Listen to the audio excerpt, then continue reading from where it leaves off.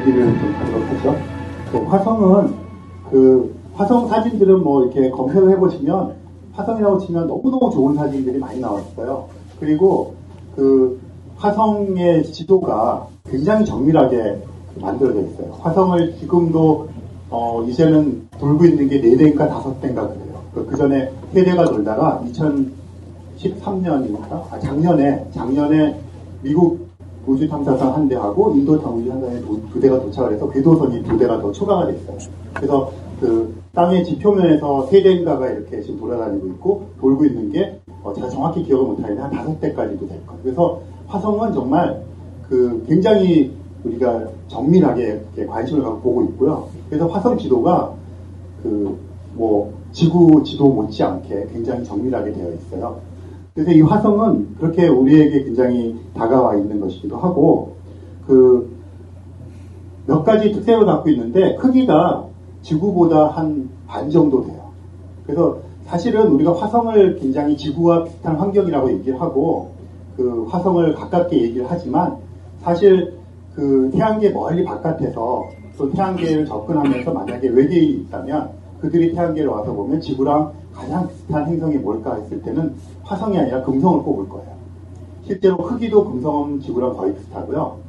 거리상으로도 그렇고요. 그래서 그런데 아시는 것처럼 또 지난 시즌에 제가 금성에 대해서 한번 말씀드린 것처럼 금성은 아시다시피 굉장히 두꺼운 이산화탄소 대기를 가지고 있고요. 그래서 우리가 지구에서 얘기하는 그런 온난화 효과, 온실 효과 이런 것들 때문에 금성의 지표면은 굉장히 뜨거워요. 그래서 생명체가 살기가 힘든 그런 곳이거든요. 그래서 실제로 자연 환경적인 물리적인 조건은 훨씬 더 가까움에도 불구하고 금성보다는 화성에서 우리가 외계인이라고 하는 그런 존재에 대한 기대를 많이 갖게 되고요.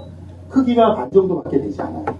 그러니까 지구보다 또 굉장히 더 가벼운 천체고요.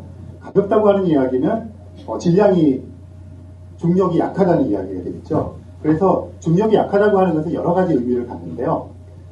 중력이 약하기 때문에 이 화성은 요 대기를 꽉 붙잡고 있을 만한 힘이 많지 않아요. 지구가 이렇게 우리가 생명체들이 존재할 수 있는 큰 이유 중에 하나가 지구 정도 되는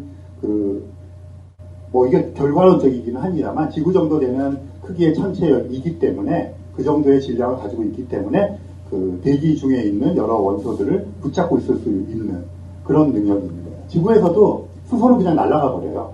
그런데 이 화성은 훨씬 질량이 작기 때문에 화성이 붙잡고 있을 수 있는 대기가 굉장히 약한 거죠. 그래서 화성의 대기는 지구보다도 훨씬 더 이렇게 옅게 되어 있고요. 그래서 화성은 지구랑 이제 닮았다고 하는 면은 이제 생명체가 살 수 있는 그런 환경적인 면이나 이런 것들을 비교해 봤을 때 태양계 내에서는 가장 가까운 것으로 이야기가 되고 있어요. 여기 보시는 게 이게 메리너라고 이름이 붙어 있는 건데요. 계곡이에요, 말하자면. 메리너 협곡이라고 우리가 번역을 그렇게 하는데 사진이나 직접 가보신 분들 계시겠지만 그랜드 캐년 같은 데 가면 이렇게 땅이 이렇게 파여져 있고 그 땅들 보면 막 층층이 쌓여 있잖아요. 그런 식의 계곡을 생각하시면 돼요. 협곡. 근데 그랜드 캐년보다도 훨씬 더 깊게 이 깊이가 수킬로미터 정도가 나가고요. 그리고 이 길이가 지금 거의 화성을 가로지르고 있잖아요. 근데 화성의 크기가 아까 지구의 한 반 정도 된다고 말씀을 드렸고요. 그러면 이 협곡의 길이라는 게 거의 지구의 반 정도를 지나는 협곡이니까 엄청나게 큰 규모의 협곡이죠.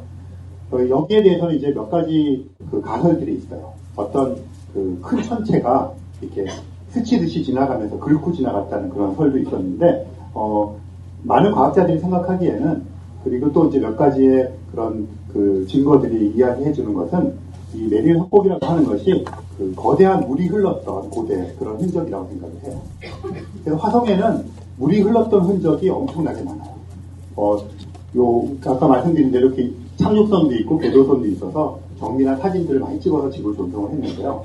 그 사진들을 보면 이렇게 물이 흘렀던 흔적들 그런 것들이 굉장히 많이 발견이 되고 있고 화성은 지구보다는 옅지만 대기를 가지고 있어요. 그래서 대기를 가지고 있다는 얘기는 바람이 분다는 얘기잖아요. 대기가 공기가 있기 때문에 이제 대류를 하면서 그 공기가 이동을 하면서 바람이 형성이 되기 때문에 이 표면에 있는 흙 먼지들이 막 날리는 그런 폭풍 같은 것들이 많이 나와요. 그래서 뭐 미션 투 마스라든가 뭐 레드 플래닛 이런 영화들 보면 가끔씩 이렇게 뭐 경보가 울리면서 그 굉장히 큰 모래 폭풍 같은 것들이 막 휘투루 지나가는 그런 것들이 실제 상황이고요. 화성에 그 일기 예보를 하는 사이트도 있어요. 화성에 어떤 지역에서 얼마 전에도 화성에서 뭐 마치 이렇게 어떤 큰 폭풍처럼 되는 이쪽에 그 뭐 블록 같은 게 생겨나서 아직도 원인이 뭔지는 모르는데 그런 현상들이 발생이 되고요. 모래 폭풍이 굉장히 심하게 일어나요. 그래서 뭐 가끔 텔레비전 같은 데 다큐멘터리 보시면 미국의 뭐 애리조나주 같은 데서 저도 거의 공항 갔다 한번 비행기에 못 든 적이 있었는데 정말 모래가 막 날아다니고 막 이러더라고요. 그런 것들이 지구보다 훨씬 더 큰 규모로 일어나고 있어요. 그리고 대기가 있는데 미량의 탄소도 있고요. 질소도 있고 이산화탄소가 주로 많이 있고요. 근데 이제 화성에 대기가 그렇게 있고 대기가 있다는 얘기는 이제 바람이 분다는 말씀이었고 화성에서는 또 진눈깨도 내려요. 그러니까 눈이 내리는 거죠. 눈도 내리고 표면에 액체 상태의 물은 없어요. 없지만 땅을 파면 얼음이 나와요. 그 땅을 판 다음에 이렇게 놔두면 시간이 지나면 증발을 해요. 그래서 얼음도 땅 속에는 있고, 그러니까 단지 표면에 흐르는 물이 지금 없고요. 그 다음에 여기는 지금 잘 나타나지 않는데 이 북극과 남극의 극관이라 그래서 이산화탄소 드라이 아이스 같은 거 생각하시는데요. 그런 우리 남극과 북극처럼 그렇게 빙하가 있어요. 그랬다가 그게 이제 좀 계절이 겨울철이 되면 커졌다가 여름철이 되면 작아졌다가 이렇게 변동을 해요. 빙하가 있다는 건, 빙하라는 거는 원래 눈이 이렇게 내려서 쌓인 걸 빙하라고 하잖아요. 그래서 여기도 이제 이산화탄소 진눈깨비들이 내려서 쌓였던 그런 것들 얘기해요. 그래서 지금 말씀드린 것처럼 지난 1976년에 이제 첫 착륙을 했고, 뭐 그 이전부터 이렇게 탐색선들이 가서 많은 정보를 알아내서 화성이라고 하는 것이 지금 말씀드린 것을 좀 들어보시면, 이건 굉장히 지구랑 비슷한 환경 조건일 수 있겠구나, 이런 생각을 하실 수가 있을 거예요. 단지 없는 것은 표면에 물이 없고요. 자기장이 없어요. 그러니까 지구는 어디서든지 이렇게 자석을 대면 NS 극이 이렇게 지구의 자극이라는 게 있잖아요. 그래서 자석이 그쪽을 가리키잖아요. 근데 화성에서는 자기장이 없어요. 자기장이 없고 대기가 얇고 그 다음에 이제 표면에서 액체 상태의 물이 없고. 근데 그런 것들이 아마 현재 상황에서 화성의 표면에서 생명체들이 존재하지 못하는 그런 이유 중에 하나일 거라 생각을 하고요. 과학자들은 어떤 생각들을 가지고 있느냐면 화성에서 온 운석 같은 게 있어요. 화성에서 어떤 큰 천체들이 충돌을 하면 화성에 있던 땅속에 있던 그런 흙이나 돌멩이들이 막 날아가가지고 화성 궤도를 벗어났다가 또 돌아다니다가 지구로 들어올 이런 것들이 꽤 많이 있거든요. 그런 거 이제 분석을 해보면 화성에서 운석들을 구성해보면 그 중에는 화성의 초기에 지금부터 한 45억 년 전 무렵에 그럴 때 화성 대기의 상태를 이렇게 돌멩이 속에 머금고 있는 그때 수증기 같은 것들 그런 돌멩이들이 있어요. 운석들이. 그런 걸 분석을 해보면 화성의 그 당시에 대기의 상태 같은 걸 알 수가 있는데 한 45억 년 전 무렵 그때가 화성은 마치 지구가 조금 더 시간이 지났을 무렵처럼 바다가 넘쳐났던 그런 것으로 추정을 하고 있어요. 그래서 그렇다는 얘기는 화성에서 지구보다 먼저 태양계가 형성된 초창기에 생명체가 생겨났을 가능성을 굉장히 강하게 제시를 하고 있거든요. 그래서 화성에서 운석이 많이 날라와요. 그런데 뭐 30억 년 전 운석도 오고 그러는데 대부분 과학자들이 관심 갖는 거는 한 45억 년 전에 생성된 운석에 관심을 갖고 있어요. 왜냐하면 그 당시에 바다가 형성이 돼 있었을 거라고 생각을 하고 어떤 이유에선지 몇 억 년 후에 바닷물이 다 증발을 하고 자기장이 없어졌을 거라고 생각하는데 그 큰 이유 중에 하나로 지금 충돌을 생각하고 있어요. 충돌을 하면서 충돌을 하게 되면 화성은 이제 중력이 아까 약하다고 말씀을 드렸잖아요. 그러니까 대기를 간신히 붙잡고 있었는데 자기장도 형성하고 있었는데 충돌에 의해서 이게 교란이 되는 거죠. 그러면서 이제 대기도 많이 빠져나가고 그것에 의해서 이제 대기 상태도 교란이 되니까 바닷물도 증발해버리고 뭐 이런 식의 어떤 격변을 화성 초창기에 겪었다고 생각이 돼요. 그래서 화성에서는 그때 생겨났던 생명체가 있을지도 모른다는 희망을 가지고 있죠. 네, 그런 면에서 굉장히 여러 가지로 우리에게 가까운 그런 것으로 생각이 되고 있고요. 여기 그림을 이렇게 보세요. 아마 나중에 PDF 파일로 이렇게 그 홈페이지에 공개를 아마 하실 거로 알고 있는데, 그 웹에서도 이렇게 구글에서 찾아보시면 화성 탐색, 마르스 익스플로레이션 이렇게 찾아보시면 이런 그림들이 굉장히 많이 나오는데요. 여기 보시는 것처럼 이게 이제 땅에 내린 애들이고요. 이게 궤도선들이에요. 이 중에는 이제 이미 수명을 다한 것들도 많이 있고, 지금 활동하고 있는 것도 아까 말씀드린 대로 있고, 그래서 화성에 대해서는 생각보다 우리가 굉장히 많이 알고 있다 하는 것을 말씀드리고요. 지금 3대가 화성 표면에서 돌아다니고 있어요. 근데 2대는 자기들의 원래 설계된 수명을 훨씬 넘어서 거의 이제 수명을 다 했지만, 그래도 나름대로 활동하고 있는 게 스피릿이라는 그 로봇 탐사선이 있고, 오퍼튜니티라는 로봇 탐사선이 있고, 근데 지금 가장 활발하게 그 활동을 하고 있는 친구가 이 친구예요. 이 큐리오시티라고 하는 별명이 붙었는데요. 마르스 사이언스 그 레보레토리라는 이름이 정식 명칭이고요. 큐리오시티라는 이름은 이제 제 기억에 공모를 했던 것 같아요, 이름을. 그래서 미국의 어떤 학생이 제안한 그 호기심이라는 뜻이잖아요. 그런 뜻의 탐사선 이름을 가지고 있는데, 이걸 지금 그러면 사진을 자기의 모습을 찍은 거거든요. 셀카를 찍는 셀카봉을 가지고 굉장히 긴 막대기가 있어가지고요. 이렇게 셀카봉을 가지고 이렇게 찍는 그런 애예요. 그래서 마치 누가 찍어준 것처럼 이렇게 나왔잖아요. 근데 이 큐리오시티라고 하는 그 탐사선이 2011년에부터 이제 활동을 지금 하고 있으니까 벌써 몇 년 지났잖아요. 굉장히 많은 정보들을 우리에게 주고 있는데요. 좀 관심 있게 보는 이 몸통 속에 별의별 실험 장치가 있어요. 그래서 아까 마르스 사이언스 레보레토리라는, 그러니까 화성 그 과학 실험실이죠, 말하자면. 그래서 이 속에 별의별 장치가 다 있고요. 여기서 레이저도 쏴요. 레이저를 쏴가지고 이 땅을 막 그 레이저 속에 된 반응을 할 거 아니에요? 근데 어떤 반응을 보느냐면, 만약에 생명체나 그런 유기화합물 같은 게 있다면 레이저를 쐈을 때 얘네들이 어떻게 반응하는가 지구에서 실험을 해요. 그래서 그런 실험 결과가 비슷하게 나오는지를 보는 작업도 하고, 드릴을 가지고 구멍을 뚫어가지고 그 샘플을 가지고 이제 긴 팔을 가지고 속에다 집어넣어서 그걸 분석을 하고 현미경으로 보기도 빻아가지고 또 분석을 해보고 화학 작용을 해보기도 하고, 이런 작업을 하는 것들을 가지고 있고요. 카메라가 여러 대가 달렸어요. 우리 눈으로 보는 카메라뿐 아니라 적외선 카메라도 있고, 또 아까 레이저를 쏴가지고 반응하는 것도 있고, 그 다음에 이 바닥에도 카메라가 달려 있어가지고요.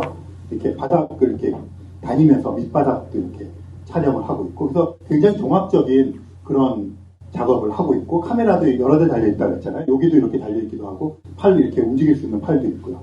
그리고 이렇게 20cm 정도까지 이렇게 굴착도 가능해서 이렇게 끌고 가지고 그런 것들을 집어넣기도 하고, 그래서 지금 이제 이 큐리오시티가 지금 가장 활발하게 하고 있는 것이고, 이제 2016년, 18년 무렵에 또 다른 요렇게 생긴, 이보다 조금 더 발전된 형태의 것이 이제 착륙을 하게 될 예정이에요. 큐리오시티가 찍어온 화성 표면의 모습이에요. 그냥 지구의 어느 척박한 사막 지역이라고 해도 믿으실 거예요. 그죠? 그리고 실제로 이 큐리오시티가 처음 화성에 착륙을 해가지고 이제 촬영을 해서 보낸 이 사진은 아닌데요. 그 사진을, 이거랑 좀 비슷해요. 그런 사진을 이제 지구로 전송을 해가지고 미국의 이게 이제 미국의 나사에서 보낸 탐사선이니까 그 홈페이지에다가 큐리오시티가 찍어서 보낸 첫 번째 사진이라고 게재를 했는데, 우리나라 방송국에도 오보를 했어요. 나사 홈페이지에 어떤 작업을 했느냐 하면, 이 찍어온 사진하고 옆에다 그랜드 캐년 사진 2장을 이렇게 나란히 붙여놓고, 여기는 화성이고 이거는 그랜드 캐년이다. 근데 얼마나 똑같냐 이런 식으로 이렇게 써놓은 거예요. 근데 모 방송국, M 방송국에서 그걸 내보냈는데, 뉴스에 그랜드 캐년 사진을 내보냈어요. 물론 그걸 확인하지 못한 그 기자의 그 잘못이 제일 크지만 그만큼 닮아 있다는 거예요. 그래서 이 사진은 아무 설명 없이 그냥 이렇게 놓으면 진짜 어디 애리조나나 아니면 호주의 어느 내륙 지방에 있는 그런 곳이라고 생각할 수 있죠. 그러니까 그만큼 닮아 있다는 말씀을 드리는 거고요. 요게 지구고요. 요게 퇴적된 거잖아요. 화성에 이게 큐리오시티에 찍어온 건데, 이렇게 물이 흐르고 그러면 이제 돌멩이들이 이렇게 퇴적돼가지고 특히 이제 강물 바닥 같은 데나 이제 그런 쪽에 이런 모습들이 많이 보이잖아요. 그러니까 아까 단순하게 물이 흘렀던 흔적들도 있지만 이런 식으로 굉장히 닮아 있어요. 그래서 이 화성이라고 하는 곳에서 지구와 이제 환경 조건이 굉장히 비슷한 것들이 많이 있으니까 어떤 생명체에 대한 기대를 많이 갖고 있는데 그런 것들을 큐리오시티가 이제 많이 확인을 해주고 있는 상태예요. 최근 이제 지금 요게 이제 마스 사이언스 레보레토리가 되죠. 요게 큐리오시티고요. 그 다음에 지금 요런 애들이 세대하고 최근에 간 요 마분이라고 하고 그 인도에서 보낸 탐사선이 또 한 대가 있어요. 그래서 아마 이렇게 5대가 지금 화성 궤도를 돌면서 계속 사진을 찍고 있고요. 여기는 아까 말씀드린 대로 요 피닉스라는 애는 이제 활동을 멈췄고 스피릿과 오버튜니티하고 큐리오시티 요 3대가 땅에서 막 다니면서 지금 활동을 하고 있어요. 그렇게 하고 있는데 이 2016년, 2018년 요 무렵에 또 다른 탐사선을 보내요. 지금 임시 이름이 엑소말스라고 돼 있어요. 엑소말스라는 이름의 탐사선을 보내는데 그 탐사선은 특이한 게 지금 이렇게 가 있는 큐리오시티나 좀 비슷한데 이거보다 좀 업그레이드된 버전이죠. 근데 얘는 굉장히 특이한 게 뭐냐면 굴착기를 가져가요. 근데 지금까지는 이전에도 이제 이게 로봇팔 같은 게 있어가지고 이렇게 끌고 모으기도 하고 이런 작업을 했었거든요. 큐리오시티도 마찬가지인데 여기 요 팔이 이렇게 달려있죠. 네, 했었는데 그 깊이가 지금까지 제일 깊이 이렇게 바퀴 발자국으로 좀 파여진 것도 있고 이렇게 긁은 것도 있고 한 20cm 정도까지를 이렇게 긁어내봤어요. 그건 이제 그런 장비가 더 깊이 파는 장비를 가져간 적이 없었기 때문에 그런 건데 그렇게 했을 때 이제 거기서 얼음들이 노출이 됐던 거거든요. 그리고 다른 성물 흙도 노출이 되고 굉장히 흥미로운 것들이 발견이 많이 되는데 그래서 어떻게 지금 과학자들이 생각을 하느냐면 화성에는 아까 쭉 제가 말씀드린 것처럼 예전에 생명체가 존재해서 개연성이 굉장히 높아요. 그게 한 가지 좋고요. 이제 쟁점은 그럼 현재 시점에서 살아있는 생명체가 있을까 하는 질문을 당연히 던지잖아요. 그런데 지금까지 나온 여러 가지 증거들을 종합해가지고 과학자들이 개연성 있게 생각하는 건 뭐냐면 땅을 파면 2m 정도라고 추정을 해요. 그 정도 좀 파면 얼음이 녹아서 액체 상태의 물이 존재할 거라고 생각하고요. 액체 상태의 물이 굉장히 중요한 이유가 지구상에서도 이 바다라고 하는 것을 통해서 물이 다른 어떤 화학작용을 일으키면서 다른 원소랑 이렇게 작용을 해서 다른 것으로 변해가기 굉장히 좋은 플랫폼이거든요. 그래서 물이 있다고 하는 것은 생명체가 번성해 나갈 수 있는 그런 가능성이 크다는 것을 이야기를 해줘요. 그래서 땅을 파면 한 2m 정도 파면 그런 물이 이제 녹아 있을 테니까 진흙같이 막 그렇게 돼 있겠죠. 흙이랑 이렇게. 그 속에 어떤 박테리아나 미생물 정도의 살아있는 생명체가 있을 것으로 굉장히 개연성 있게 기대를 하고 있어요. 그래서 이때 보내는 이제 착륙선들은 어떤 도구를 가지고 갈 예정이냐면 굴착기를 가져가는데 2m 정도를 팔 수 있는 굴착기를 가져갈 예정이에요. 그렇게 실제로 땅을 파가지고 생명체가 있는지 없는지를 이제 확인해 보겠다는 거죠. 그래서 제가 어디 가서 늘 말씀을 드리는데 2018년을 암묵적인 딜데이로 보고 있어요. 그러니까 화성에서 살아있는 생명체가 발견되는. 그러니까 그 정도까지 외계 생명체에 대한 것이 사실 다가와 있어서 항상 SF 속에 존재하거나 이렇게 막연한 것이 아니라 지금 이 시점에서는 굉장히 어쨌든 예측을 한 거잖아요. 과학자들이 그동안의 모든 결과 가지고 개연성의 예측을 해서 제안을 한 거예요. 그때 발견할 수 있을 거라고. 근데 발견하지 못할 수도 있죠. 완전히 헛다리를 짚고 있을 수도 있는데 어쨌든 간에 가부간에 이 실험을 통해서는 그런 지금 제가 말씀드린 것의 진위 여부를 가부간에 성공과 실패 여부를 알아내는 게 지금 불과 한 3년 앞으로 다가오고 있는 게 현실이에요. 네, 이렇게 계획이 되어 있고요. 그 다음에 지금 말씀드린 것은 이제 화성에서 박테리아 같은 생명체의 존재 여부를 일단 2020년 내로 우리가 확인을 해볼 수 있는 그것에 따라서 이제 상황이 많이 달라지겠죠. 발견한 것대로 그 다음 탐사 작업을 어떻게 해야 되는지 새로운 로드맵을 만들어야 될 거고요. 발견하지 못하게 되면 지금까지 해왔던 추측이나 방식 같은 것들이 굉장히 큰 문제를 가지고 있다는 것을 이야기해 주는 것이기 때문에 다시 그것을 무너뜨리고 새로운 시도를 시작하는, 어쨌든 간에 2018년과 20년 무렵에 화성 탐사 자체는 굉장히 큰 전기를 마련하게 지금 되어 있고 그 길로 나아가고 있는 중이에요. 그 다음에 이제 더 궁극적으로 우리가 관심을 갖고 있는 것 중에 하나가 화성에 유인 탐사선을 보내는 거예요. 사람을 실어서 보내는 작업을 하는데 계획은 여러 번 있었고요. 사실은 2025년을 D-Day로 잡고 있었어요. 그랬는데 자꾸 이렇게 연기가 돼서 지금은 2035년경을 유인 탐사선이 가는 것으로 잡고 있어요. 대략. 그러니까 미국의 나사라든지 유럽 우주국 같은 데서.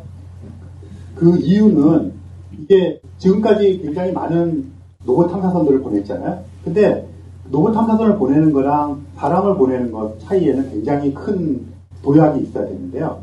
첫 번째 이유는 일단 생명을 다루기 때문에 돌아와야 되는 거죠. 가서.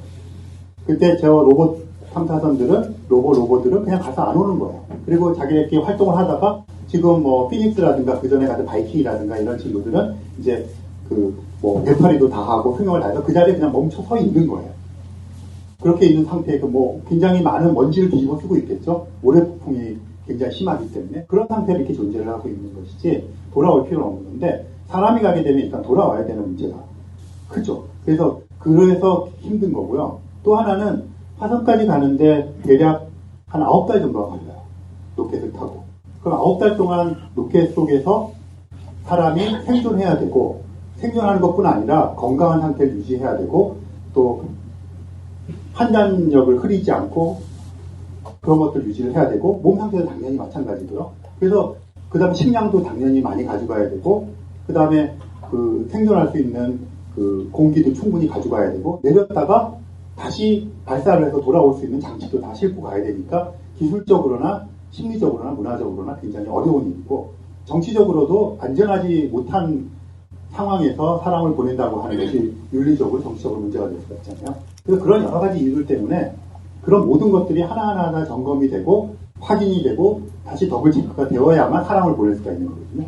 그래서 화성에 유인 탐사선이 간다는 게 굉장히 어려운 작업이에요. 그러니까 비교를 해서 달까지 보내는 작업은 사실은 굉장히 쉬워요. 아마 전에도 한번 제가 말씀드린 적이 있을 것 같은데 한 2, 3일이면 가거든요. 달까지는. 그래서 활동을 하고 돌아와도 일주일에서 열흘을 넘기지 않아요. 그러니까 달에 갔다 온다고 하는 것은 모든 것들이 해결이 되지 않아도 갔다 올 수 있는 시간인 거예요. 일주일이라고 하는 기간, 열흘이라고 하는 기간은 극단적으로 이야기하면 그냥 굶어도 되는 거예요. 그리고 갔다 와도 굶는 시간이에요. 그런 기간이고 그러니까 화장실도 없어도 돼요. 그냥 기저귀로 갔다 오는 거고. 그러니까 어쨌든 간에 버텨낼 수 있는 것이고 맘만 먹으면 갈 수 있는 것인데 9달하고 열흘하고는 굉장히 상황이 다르잖아요. 그래서 그런 것들 때문에 달에 간 이후로 지금 화성을 타겟을 하고 있는데 그게 잘 되지가 않는 거거든요. 그러니까 굉장히 어려운 작업이죠. 어려운 작업인데 그래서 지금 보시는 것은 이제 나사에서 화성에 갔을 때의 모습을 전문가들한테 그림을 그리라고 해서 하는 건데 지금 2035년으로 이야기를 하고 있는데 계획 단계에서 펀드레이징이 아직 안 되고 있어요. 돈이 확정이 돼야 가는 거잖아요. 근데 계속 이렇게 밀리면서 확정은 되지 않고 있는 상태예요. 근데 그 이유가 이렇게 넘어야 될 단계들이 굉장히 많고요. 근데 좋은 소식 하나는 오리온이라고 하는 그러니까 이제 차세대 탐사선을 미국에서 개발을 하고 있는데 시험 운행을 이제 지금 화성까지 갈 수 있는 정도는 아니지만 가까운 거리를 왔다 갔다 할 수 있는 사람을 태우고 그런 우주 왕복선 이후에 오리온이라는 이름을 명명한 유인 탐사선의 일종의 프로토타입이죠. 그게 성공을 했어요. 발사를 해가지고 지구까지 귀환을 하게. 그래서 이제 그게 점점 이제 더 커지고 발달을 하게 되니까 어쨌든 유인 우주선을 향한 탐사선 자체에 대한 시작이 이미 시도되었다. 그렇게 보시면 될 거고요. 그래서 2035년을 지금 생각을 하고 있는데 나사에서는 2035년 경에 유인 탐사선을 보내서 그 얘기는 이제 사람 타고 가는 거예요. 우주 비행사가 타고 가서 내려가지고 이런 식으로 표면에서 작업을 한 다음에 돌아오는 거죠. 근데 그 이전에 지금 좀 심각하게 고려하고 있는 것 중에 하나가 가서 샘플을 채취해서 돌아오는 것에 대한 작업을 고려하고 있어요. 그러니까 사람이 가지 않고 그냥 이렇게 가서 로봇 탐사선처럼 거기 있는 것이 아니라 내려가지고 거기 흙도 좀 끌고 가지고 집어넣어가지고 샘플을 가지고 리턴하는 작업이라고 그러죠. 그렇게 하면 이제 일단 가가지고 다시 발사해오는 실험을 한번 해볼 수 있는 거잖아요. 그래서 그런 실험을 거친 다음에 사람을 실어서 보내자 이런 이제 계획을 가지고 있어요. America has always been a nation of fearless explorers. 더 멀리 나아가는 것을 두려워하지 않았습니다. 이것이 바로 칼 세이건이 코스모스에서 보여준 탐구 정신입니다. 미국 대통령 버락 오바마도 천문학자 칼 세이건의 팬이었습니다. 오바마와 전 세계 7억 시청자를 사로잡은 코스모스. 역사상 가장 위대한 이야기가 다시 시작됩니다. 그 대서사시의 출발점을 책으로 확인하세요. 칼 세이건의 코스모스. 사이언스 북스가 펴냈습니다. 반면에 아마 검색을 마르스 500, 화성 500 이렇게 검색을 해보시면 숫자로 500 해서 검색을 해보시면 그 유럽 우주국하고 러시아가 중심이 되어서 중국도 최근에 같이 참여를 했는데요. 그 마르스 500이라는 프로젝트를 또 진행을 하고 있어요. 아마 나사의 계획이랑 합쳐질 가능성도 있는데요. 마르스 500이라고 할 때 그 500의 의미는 뭐냐면 정확히는 520이에요. 520이라는 숫자가 그 화성 유인 탐사선에 굉장히 중요한 숫자인데요. 아까 갈 때 한 9달 정도 걸린다고 했잖아요. 그렇게 걸리는 이유가 지구는 태양을 1년에 한 바퀴를 돌고요. 화성은 대략 한 2년에 한 바퀴를 돌아요. 그 얘기는 화성하고 지구가 근접했을 때가 대략 2년에 한 번씩 찾아온다는 이야기거든요. 근데 정반대에 이렇게 떨어져 있을 때 너무 머니까 발산하게 되면 몇 년 동안 날아가야 됐거든요.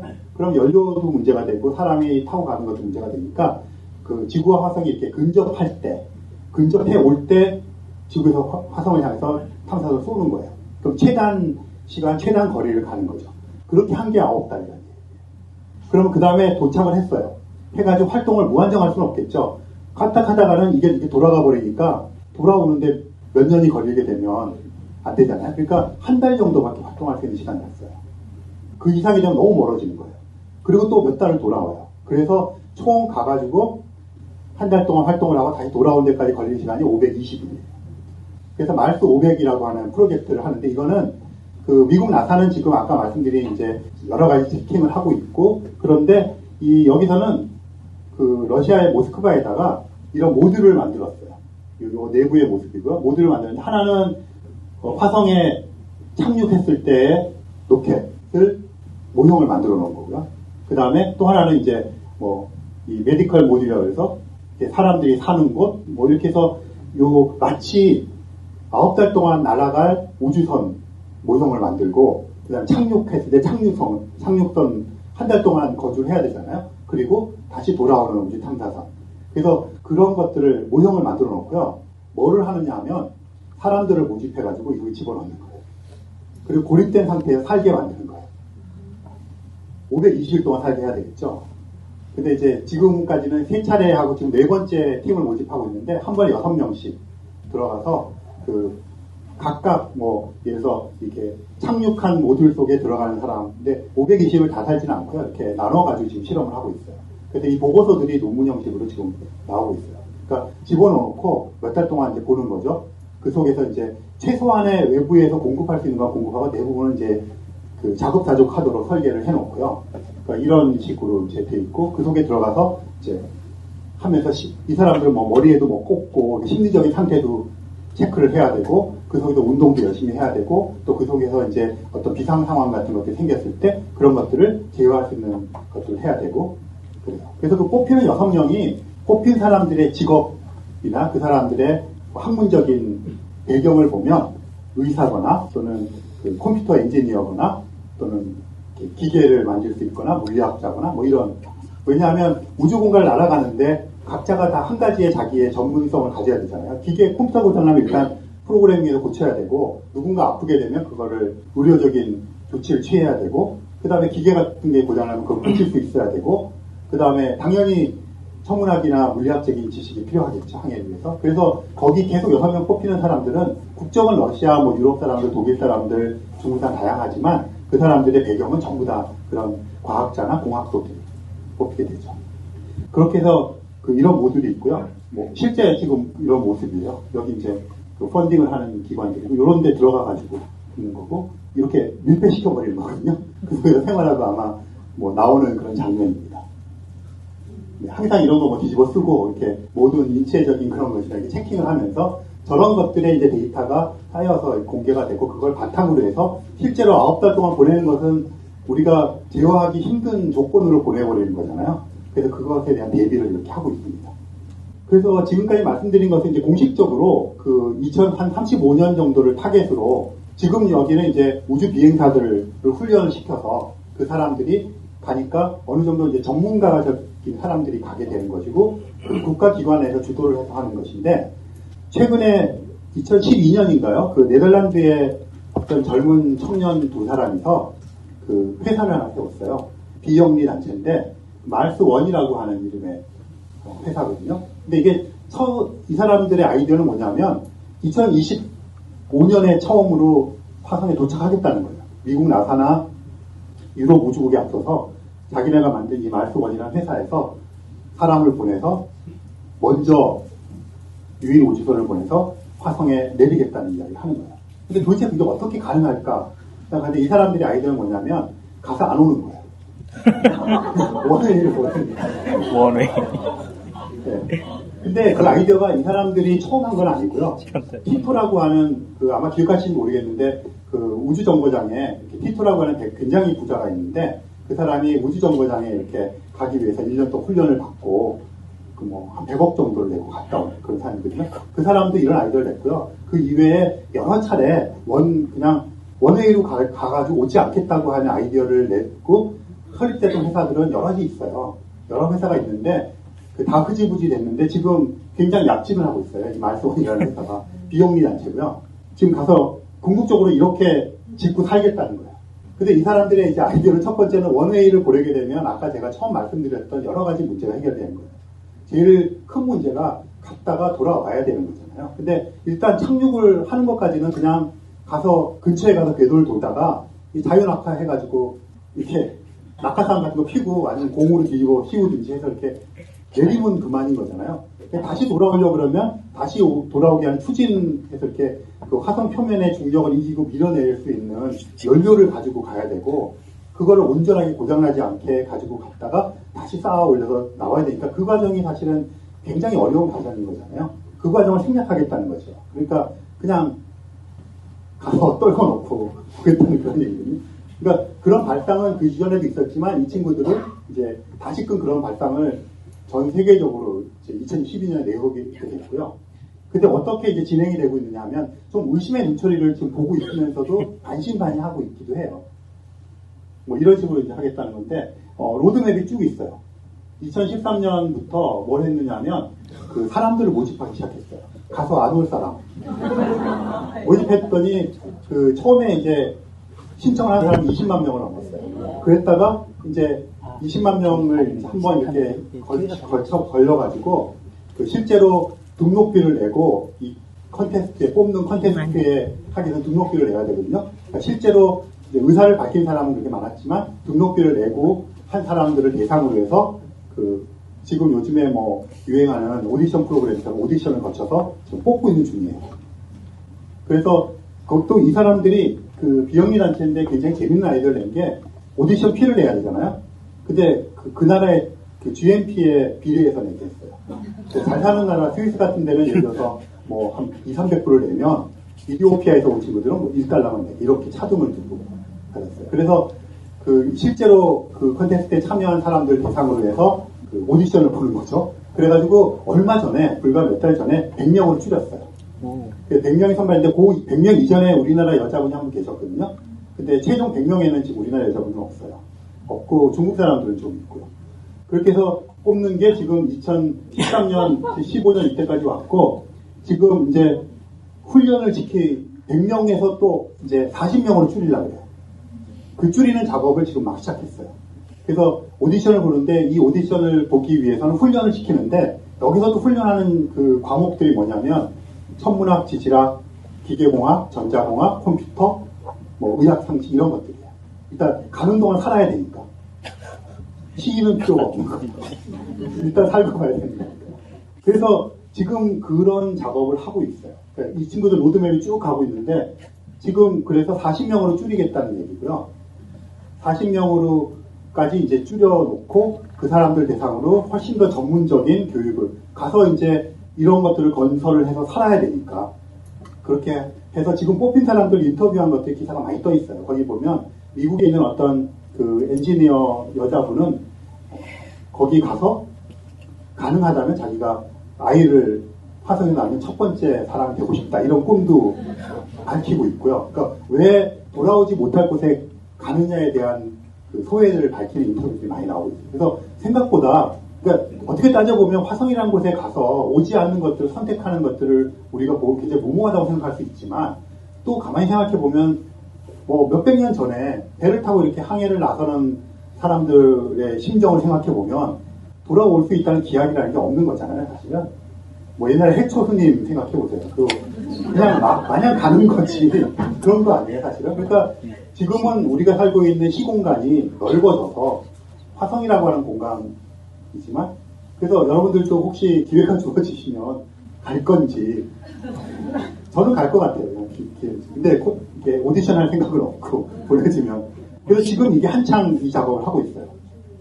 근데 아마 2018년에 지금부터 어떤 작업을 하냐면 이때 2024년 첫 번째 유인 탐사선을 쏠 계획이거든요. 그 이전에 이제 어떤 일을 하려고 그러냐면 2018년 무렵에 로보 같은 이제 로봇 탐사선을 미리 보내서 그 건설할 지역에 또 조사를 하고 뭐 이런 것들을 하겠다는 생각이고요. 그래서 지금 이 2018년에 보낼 로봇 탐사선에 대한 펀드 레이징을 하고 있어요. 근데 이게 관건일 것 같아요. 이게 성공을 하느냐 못하느냐에 따라서 이 회사가 존속할 것인가 못할 것인가에 대한 판단이 날 거라고 생각을 해요. 진행 중에 있는데 아직 모르겠어요. 그러니까 이때 띄울 것을 하는데 이 친구들이 그러면 미국 나사나 유럽 우주국보다 기술력은 당연히 없죠. 그냥 두 사람이 세운 회사거든요. 그냥 두 명의 뭐 지금 여러분들 익숙한 거로 얘기한 스타트업 창업을 한 거예요. 그냥 젊은이들이. 그런데 이 친구들의 기본적인 아이디어는 비영리 단체를 해서 그다음 그런 콘테스트를 통해서 뽑겠다는 거고 그다음에 그럼 돈을 어떻게 조달할 것이냐 하면 첫 번째는 기존에 미국이나 유럽 우주국에서 하는 것보다 그 비용을 엄청 낮추겠다는 거예요. 거의 10분의 1, 100분의 1로. 근데 그렇게 할 수 있는 이유가 새로운 기술을 개발하지 않고 기존에 있는 기술을 가지고 하겠다는 거예요. 그러니까 이미 미국 나사나 유럽 우주에 개발해 놓은 우주선들을 재활용하겠다는 거예요. 그러면 2개, 3개를 찍어내는 거니까 그거는 비용이 굉장히 절감될 거거든요. 그렇게 이제 설득을 하고 있는 거죠. 그 다음에 또 하나는 이때 이제 2024년에 사람을 태우고 9달 동안 날아가잖아요. 리얼리티 쇼를 하겠다는 거예요. 중계 방송을 하는 거죠. 그래서 이태리 방송국하고 지금 접촉을 하고 있어요. 그럼 그 과정을 다 이렇게 하루에 몇 시간씩 이렇게 중계하는 중계권료 같은 거 이런 거를 통해서 또 일반인들의 기부금을 통해서 이렇게 어쨌든 사업 계획은 그렇게 돼 있는데 굉장히 이제 의심의 눈초리로 봐요. 여러 가지 하나는 돈이 진짜 모일 수 있을 것인가 하는 것이고 또 하나는 기술적인 문제를 아무리 기존에 있는 것을 가지고 해결한다고 하더라도 그런 것들이 이 친구들이 원하는 대로 원활하게 계획도 될 것인가 이런 문제가 있고 또 한 가지 문제는 이게 일단 보내고 안 오는 거잖아요. 그러니까 그것이 가지고 있는 뭐 윤리적인 문제 또 사회적인 합의 문제 그런 것들이 있고 그 다음에는 가서 이렇게 정착촌을 짓겠다는 거잖아요. 그러면 누구 마음대로 지어도 되느냐 하는 문제도 생기는 거죠. 지금은 물론 그런 데는 규약이 없어요. 하지만 가겠다고 하는 걸 말릴 수도 없지만 가서 누군가가 거기다 정착촌을 짓는 것에 대한 합의가 필요하기도 하고 그러니까 여러 가지 문제들이 걸려 있거든요. 그래서 실제로 성공하든 하지 않던 간에 어쨌든 화성에 유인 우주선을 보냈을 때 생길 수 있는 문제에 대한 것들 우리가 굉장히 치열하게 토론해 볼 수 있는 그런 장이 열렸다고 보시면 되고요. 그래서 저는 요 2018년에 요 탐사선을 띄우느냐 못 띄우느냐가 사실은 이 프로젝트의 성패를 좌우한다고 보고 있어요. 그래서 그 다음에는 이제 차례차례로 로봇을 덕분에서 건설도 하고 이제 그 다음에 식량도 먼저 보내고 식량이랑 건축 자재 같은 거 미리 보내가지고 로봇들이 이제 그 계속 그때까지 보내고 2023년에 또 이제 이렇게 미리 건설을 다 해놓는 거죠. 그럼 2024년에 사람들을 계속 뽑는 작업을 해가지고 남자 2명, 여자 2명, 4명을 첫 번째 우주 탐사선에 실어서 보내겠다는 거예요. 그러니까 지금 이제 40명으로 줄여서 점점 줄여나가겠죠. 그래서 보낸 다음에 이 사람들이 가면 그 이전에 로봇 탐사선들이 가서 이렇게 이 사람들이 살 수 있는 공간을 만들어 놓고 식량도 다 비치해 놓고 그러고 있는 거죠. 그럼 이 사람들 가서 뭘 하냐면 그 다음에 2년 후에 또 올 4명을 위해서 또 짓는 거예요. 지으면서 있는 거죠. 그렇게 하면 2026년부터 매일 2년마다 한 번씩 가까이 오니까 발사할 수가 있거든요. 2년마다 4명 태운 로켓을 계속 발사하겠다는 거예요. 그럼 이제 계속 이렇게 늘어나잖아요, 사람이. 그래서 늘어나니까 그들이 모여갖고 더 짓고 해서 많이 짓겠다는 거죠. 모면 또 같이 짓고. 그렇게 해서 화성에서 정착촌을 만들겠다고 하는 게 마르스원의 계획이에요. 지금까지 말씀드린 것이 오늘 이제 저는 이제 주로 미래에 대한 이야기를 많이 했고요. 코스모스 1980년판을 보시면서 이런 모든 일들이 시작되게 된 화성에 대한 옛날 이야기를 한번 같이 보시죠.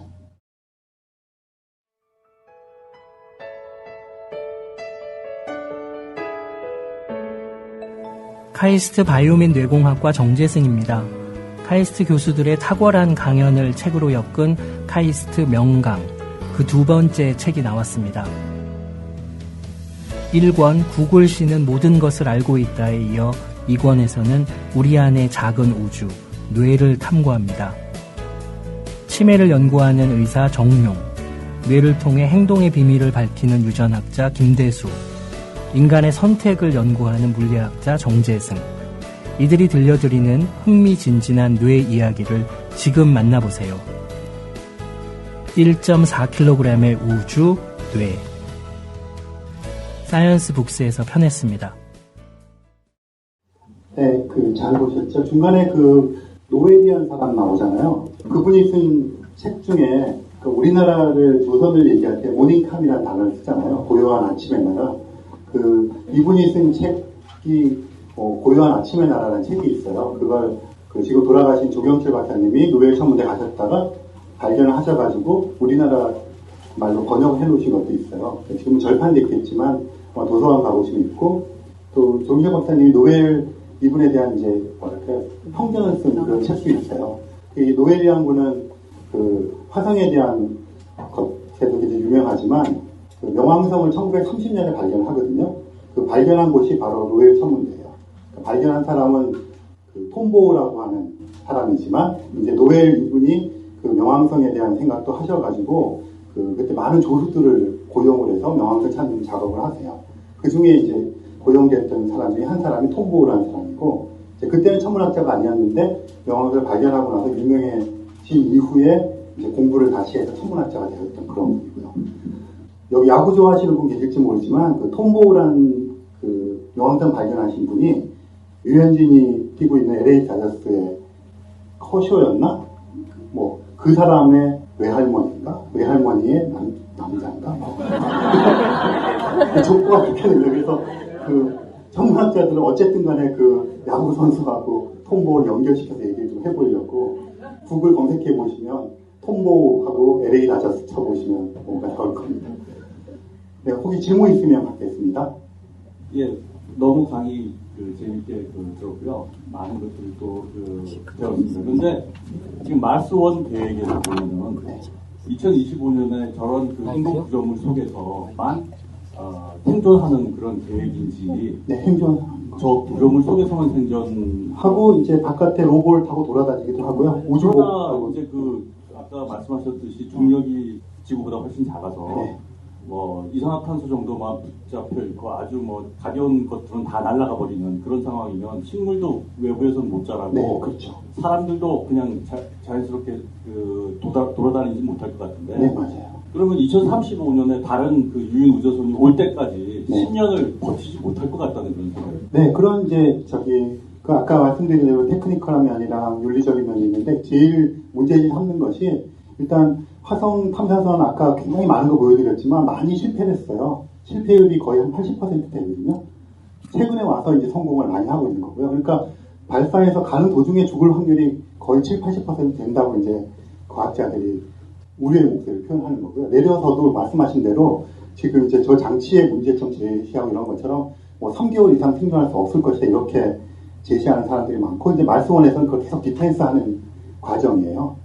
그래서 그 부분이 굉장히 10년은 생존해야지 2035년에 리턴할 수 있는 네, 올 계획이 없는 거죠. 없는데 그 중에 한 사람이 그런 얘기를 했어요. 지금 100명 중에 뽑힌 사람이 10년 후에 나사에서 오면 혹시 돌아가고 싶은 마음이 생기면 돌아갈 수 있지 않을까 그랬는데, 말씀하신 것처럼 그게 제일 큰 문제예요. 사실 기술적인 것이 된다 하더라도 요 좁은 공간에서 굉장히 제한된 활동을 해야 되니까, 그리고 또 무시할 수 없는 게 우리가 우주정거장이 한 400에서 600km 정도 상공에 떠 있거든요. 근데 거기만 가서 이렇게 생활을 하다가 내려오더라도 중력이 무중력 상태잖아요. 그러니까 이게 관절 같은 게 늘어나서 키가 이렇게 커지고 몸에서 인이나 칼슘 같은 거가 빠져나가거든요. 근육도 필요 없잖아요. 그래서 내려오게 되면 잘 못 걸어서 재활 치료를 우주인들은 하고 그러거든요. 그리고 우주인들의 직업병 중에 골다공증 같은 거 굉장히 심하고요. 또 자외선에 노출이 많이 되니까 이제 암 같은 것도 많이 걸리고 이러는데, 여기는 아까도 보셨지만 자외선 굉장히 강하고 아무리 이렇게 많다 하더라도, 그리고 달만큼은 아니지만 여기도 이제 중력이 약하니까 관절 같은 데도 문제가 생길 거고, 그러니까 사실 넘어야 될 산이 엄청 많은 거죠. 네, 그런 것들을 이제 이 친구들이 어쨌든 하나씩 디펜스에 나가보는 거라서 굉장히 이렇게 좀 의심의 눈초리로 가요. 기술자들도 과학자들도. 네. 말씀이 사업적인 속셈 때문에 좀 급박하게 일정을, 그러니까 사람들 호기심을 계속 유지시키기 위해서 급박하게 일정을 제기하긴 해도 기본적인 구도는 상당히 현실적인 것 같은데, 특히 요즘에 최대 기술 변수 중에 하나는 로보틱스 기술의 급속한 발전 같은 요소들을 고려해보면 그러니까 생환 프로젝트는 별로 현실성도 필요성도 없을 것 같은데, 굳이 사람을 보내서 그 사람을 다시 돌아오게 하는 프로젝트보다는 계속 급속하게 발전하는 인간형 로봇들을 계속 보내서 거기에 로봇 콜로니 같은 거를 먼저 세우고 그걸 점점 확대시켜 나가는 뭐 이런 프로젝트가 굉장히 현실성이 더 있을 것 같은데요. 근데 로봇을 보내는 프로젝트는 내부에서는 그런 식으로 생각을 해요. 근데 대외적으로는 얘기를 못 하고 있는 것 같은데요. 지금 우주정거장에도, 국제우주정거장에도 알투라고 하는 인공지능 로봇이 올라가 있거든요. 근데 그 친구가 올라가서 트위터도 해요. 트위터도 하고 그러는데, 알투라는 친구가 올라간 지 벌써 이제 몇 년이 되어서, 국제우주정거장에 가장 오래 거주한, 그거를 만약에 어떤 질적인 존재라고 우리가 인정을 해준다면, 그렇게 되어버렸어요. 그래서 화성 유인 탐사가 끝끝내 이루어지지 않을 것이라고 비관적으로 생각하는 사람들도 있어요. 그러니까 지금 말씀하신 것처럼 로봇들을 보내서 하면 되는데, 그러니까 이런 몸뚱아리 가진 인간이 가진 굉장히 험난한 길이 있는데 뭐하러 보내냐, 이런 논의가 공개적으로는 되지 않고 있지만 내부적으로는 굉장히 얘기가 되어가고 있고요. 그래서 실제로 처음 미국에서 유인 우주선을 이렇게 보낼 때 스페이스 카우보이라는 영화에서 그런 걸 패러디했는데요. 우주비행선을 뽑아가지고 훈련시켜가지고 그중에 뽑힌 사람을 이제 태워가지고 지구를 이렇게 도는 우주 탐사선을 태우기로 약속을 하고 뽑았는데, 결국 제일 먼저 간 거는 침팬지였거든요. 침팬지를 이렇게 조이스틱 훈련시켜서 오른쪽 이렇게 막 조정하는 걸 가르친 다음에 걔가 조정해가지고 한 바퀴 돌고 내려왔거든요. 몇 바퀴 돌고. 햄이라고 하는 이름의 침팬지였어요. 그래서 결국 이렇게 역사적으로 따져보면 유인우주선 계획에 선수를 뺏긴 적이 많아요. 처음에 소련에서도 갈 때 개가 먼저 갔고요. 그리고 제일 먼저 간 동물은 초팔이었어요. 초팔이 먼저 보냈었고. 그래서 화성이라고 하는 곳에 결코 인간의 발이 닿지 못할 거라는 우려도 굉장히 사실은 내부적으로 있어요. 그러니까 그런 면에서 말스원이 갖고 있는 좀 역설적인 보내고 안 오겠다고 하는 그런 것들이 또 어떻게 생각하면 오늘 영상에서 내내 보신 것이 화성에 대한 우리들의 어떤 로망이잖아요. 그러니까 그런 것들을 충족시켜주는 그런 효과도 있는 것 같아요. 성공 여부를 떠나서. 네, 그러면 오늘 여기서 마치기로 하고요. 다음 주에 또 뵙겠습니다. 감사합니다.